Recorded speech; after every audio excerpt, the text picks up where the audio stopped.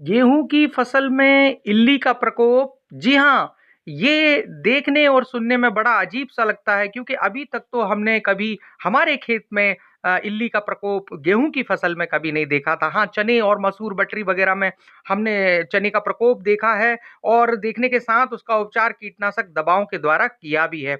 लेकिन ये चूंकि पहली बार हमने अपने खेत में देखा है और देख करके थोड़ी चिंता भी हुई और चिंता के साथ हमने अपने जो नज़दीकी कृषि वैज्ञानिक हैं, कृषि विशेषज्ञ हैं, उनसे भी इस विषय में चर्चा की है।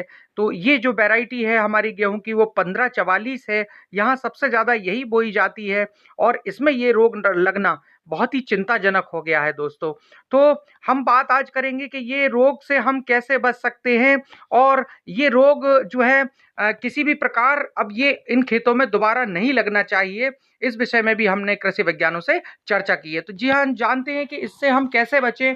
तो एक जो कीटनाशक दवा आती है इमामेक्टिन बेंजुएट, उसकी जो है 100 ml प्रति 200 लीटर पानी में हमको मिला करके इसमें छिड़काव करना है दोस्तों।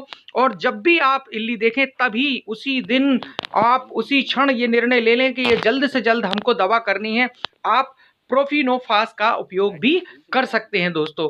तो जी हाँ, ये जो हमने देखा कि इल्ली का प्रकोप गेहूं की फसल में, चूंकि गेहूं की फसल में रतुआ या कंडवा ऐसे रोग प्रायः लगते हुए देखे थे, लेकिन पहली बार जब हमने अपने खेत पर गेहूं की फसल में इल्लियों का प्रकोप देखा तो हमको बहुत चिंता भी हुई क्योंकि अब किसान की थोड़ी सी लागत और भी बढ़ जाती है और कीटनाशक दवाओं का उपयोग कहीं ना कहीं अच्छा भी नहीं होता है क्योंकि ये खाने में आती है और सीधा सीधा इसका हमको आटा ही उपयोग में लेना होता है।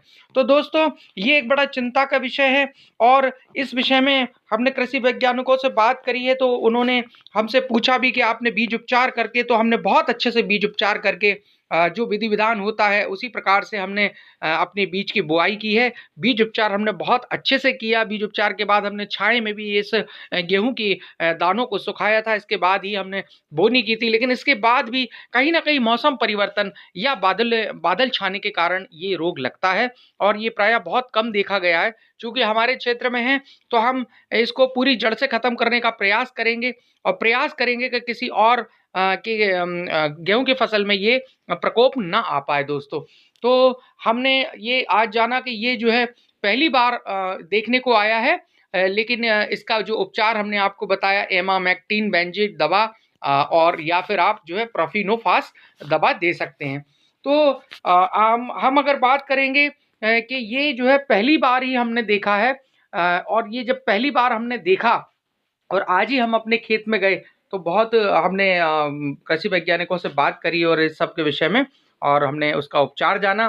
तो दोस्तों, कभी आपको आपके खेत में ये दिखे तो आप जरूर ये जो दवाएं मैंने बताई हैं उनका उपयोग करें। बहुत बहुत धन्यवाद।